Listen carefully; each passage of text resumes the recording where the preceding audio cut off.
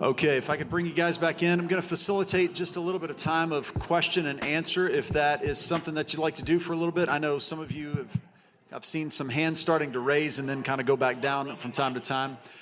Jeff is also going to have a roaming mic because the three guys who were up on stage with us who've also been walking through this transformation within their own leadership experiences and those that they're having the chance to disciple and watch them turn around and be disciple makers as well.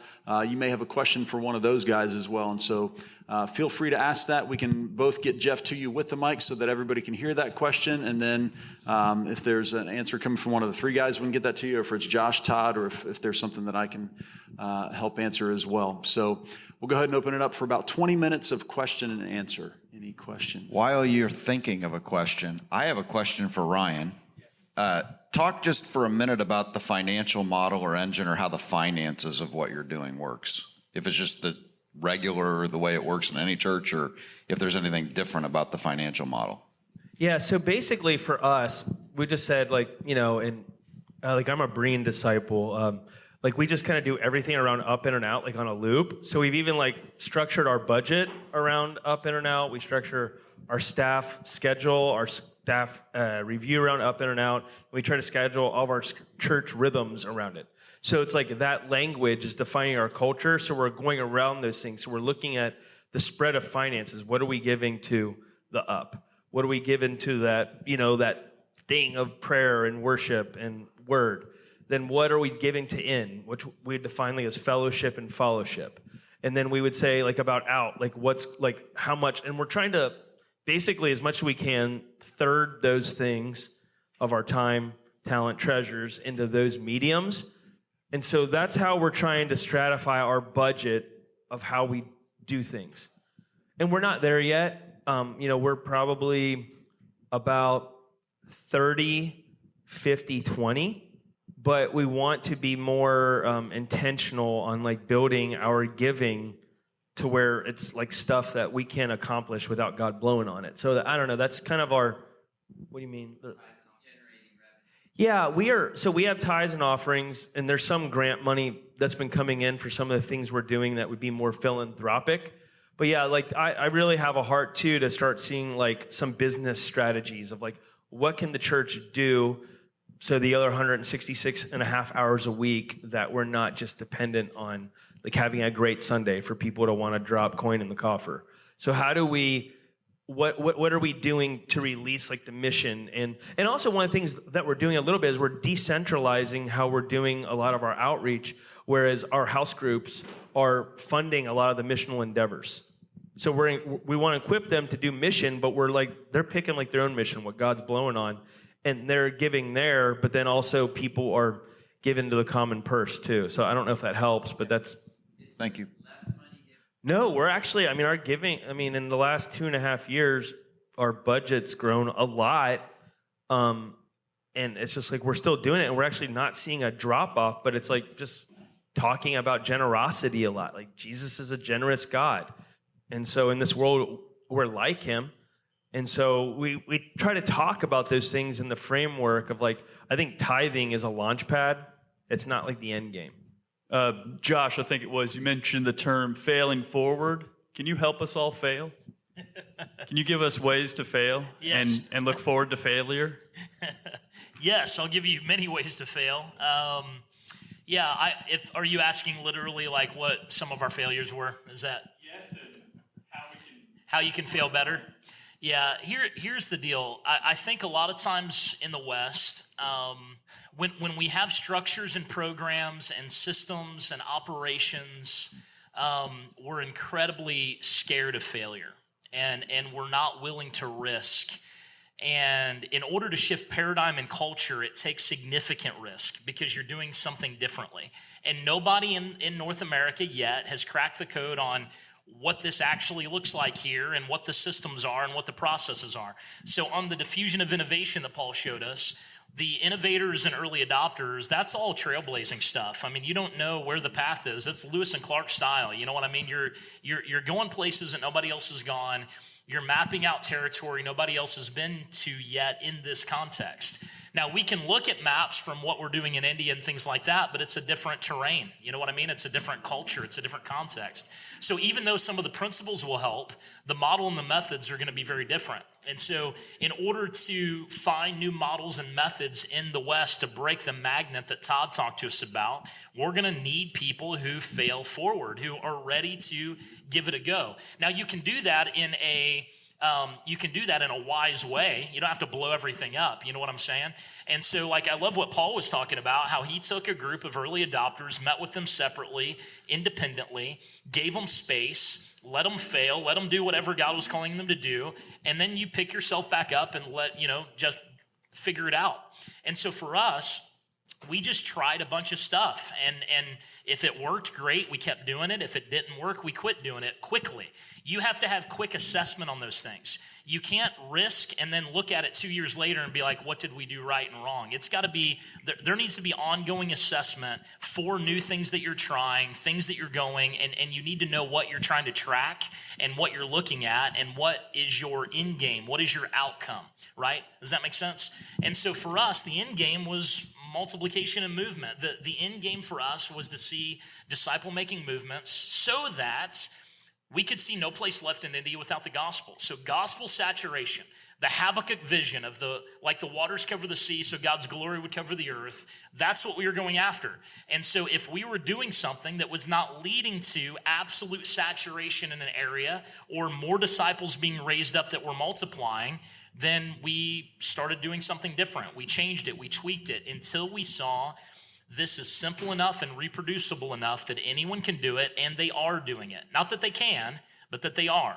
So it's the whole idea of being aspirational or functional. Is this functionally leading to disciples who make disciples who make disciples? If it does, great. If it doesn't, cut it off quickly and move on and try something else. And so those are more principles around the failing. And in order to quickly assess, quickly make decisions, and continue to move on. You're going to have, all of you are going to have apostolic people in your church that are ready to give something new a go. They're entrepreneurial, they're innovative, they're creative. And you've got business people, you've got entrepreneurial spirits in your church, in your context, of people that would be fine giving it a go and saying, hey, that sucked, that was bad, let's do something different. It's okay. I feel like in the church world, we don't take the same risks that we would in an entrepreneurial world, in the business world, for example. There are risks to be taken, and we've got to take steps and pick ourselves up quickly and continue to move forward. That's really the principle behind it. Is that helpful? Yeah. Can I share one of our risks we took last year? We decided to cut the sermon. And actually, our people did pretty well with it until about week 9. We decided to teach through the book of 1 Peter by modeling Discovery Bible Study on stage and incrementally upping the dial so that we had walk-ups and we dismissed people to go out during the sermon and do it. And Seth, what did our students think about it? Thumbs up. The students loved it. And actually the congregation, Tom, you were here. What was the congregation's response? So we found there was mixed reviews, but it was a simple reproducible method to make disciples. So we thought, let's try it. I don't know that we'll do that every summer, but it was something we tried and actually benefited from. You had a question, Kim? Yeah, I did. This is kind of awkward. I've had this question come to me before. And the question is if Jesus prayed that we are to be unified, that was his final prayer, that we be unified. On the subject of planting churches, the question was posed to me, if like in this area right here in Harrison alone, if we counted the amount of churches that are here, we are saturated with different churches, local bodies of believers. Why plant another church is the question in this area, say for an example. Can you speak to that in any way? I mean, I know that it's not just a question that they have, other people have that too. Why not pray that we make the churches that we already have to do it right? Does that make sense? Todd, I think you should touch on some of that. Let me say before that real quickly. I understand the heart of this question. There was a time where I was asked to consider planting. And so I spent some time praying over that, over a 2-week period of praying and fasting. I believe as clearly as I've ever heard from God, he said, I want you to stay with what we often call the prevailing model. Here are the people I've called you to, and I'm not calling you to leave them. So for me, there was a personal calling, no matter how many times I wanted to leave at times, and go do something new, because, start with a blank slate seems really attractive. But I have been called from one prevailing model church to now another prevailing model church to try to bring change within that system. So there's something to that.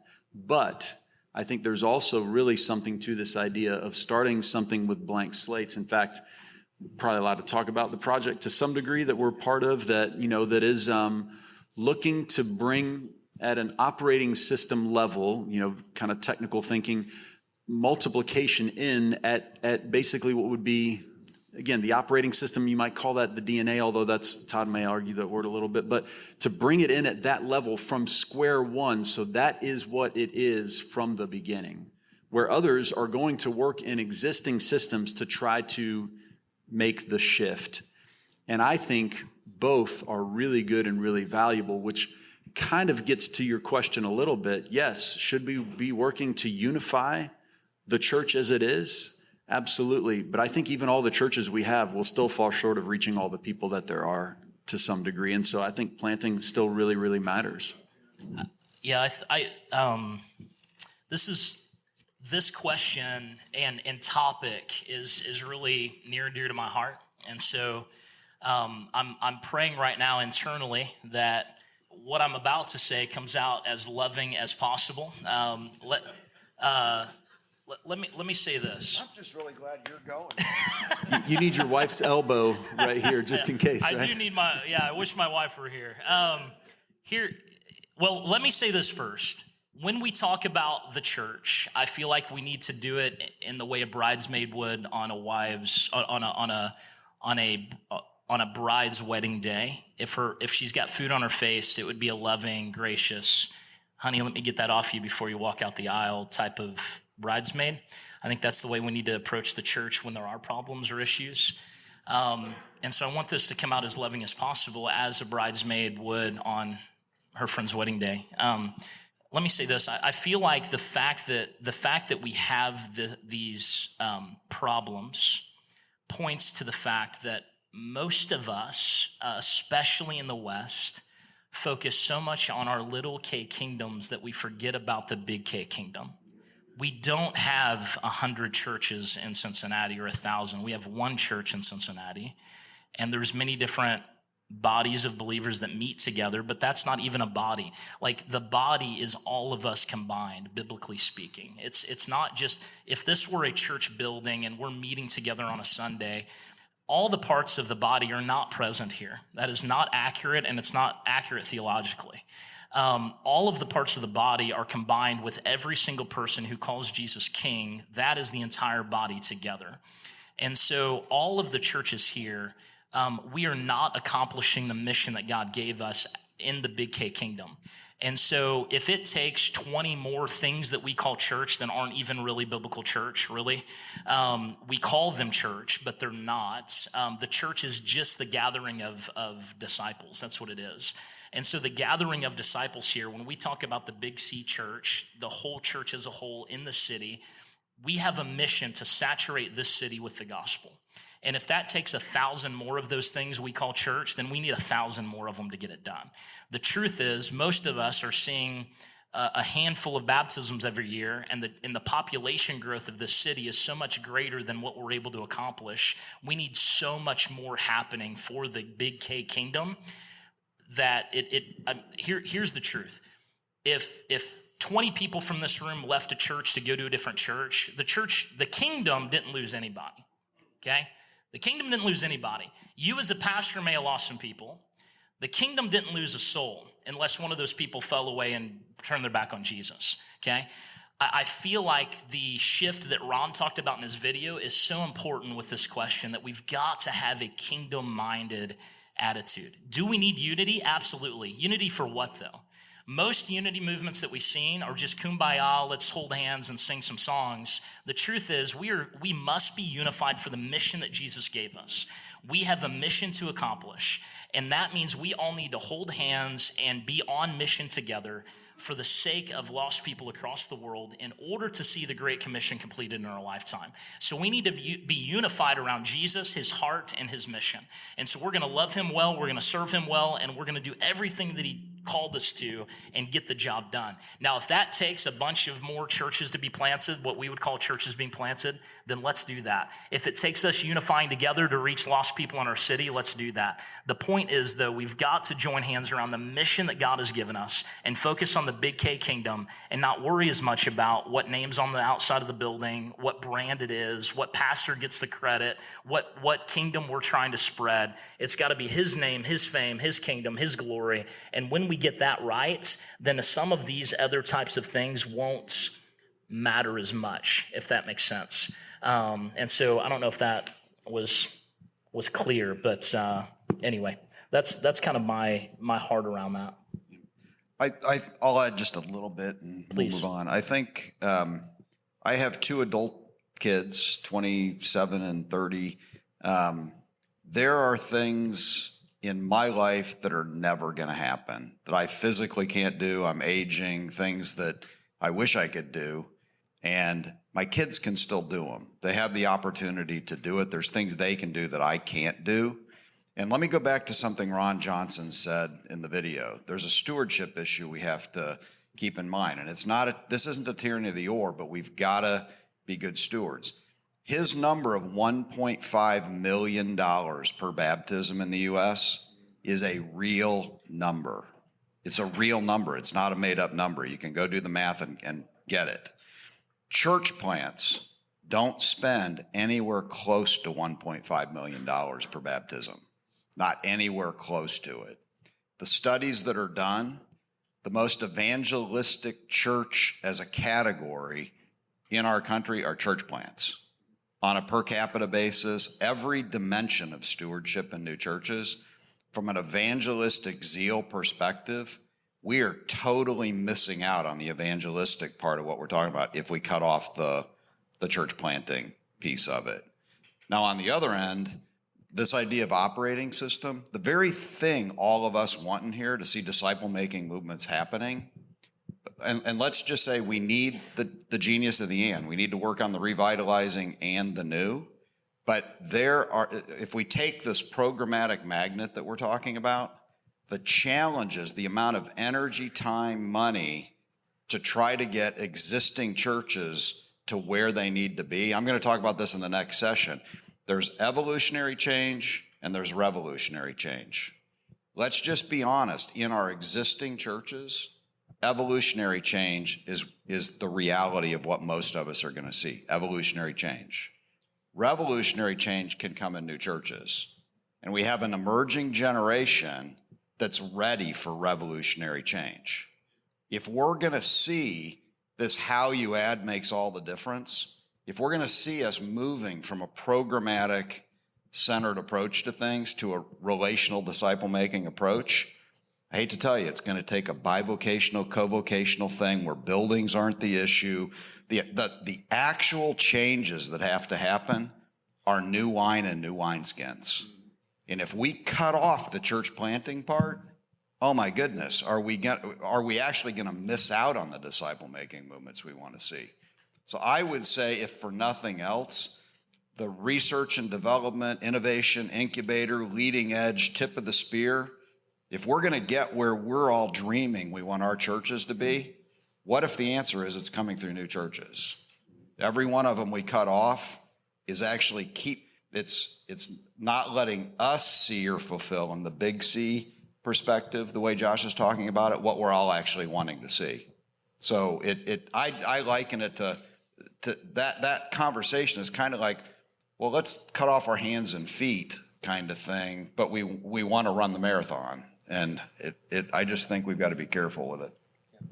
Yeah, I think this is a touch theoretical, but there are a number of us who've been talking movement and trying to understand movement and the American church for a time. And we're concluding some very similar things. And here's the best way I know to describe it. Todd, you may have a better way. When you think about the 5 levels of church, some of us are subdividing level 4 into 2 categories. And here's the way that I have been thinking about that. It's the question of centralization, everything still happens here, or decentralization, or a closed-handed posture or an open-handed posture, especially as it relates to what happens when you teach, train, and equip, when sending and planting starts to happen. I believe at this point in time that the best the current institutional American church can do is reach a level 4 and hope to catalyze movement level 5. I don't believe that the institutional prevailing church can be at the center of movement. So that is another reason why we do want to get to the place to where we've got that open-handed posture now, and we're releasing, right? We're championing. But again, you may say it's because of the magnet potentially. If we do, let's just go with the magnet. Because of the magnet, we can't see the prevailing church go to level 5. So if we want movement, we have to hope for new things.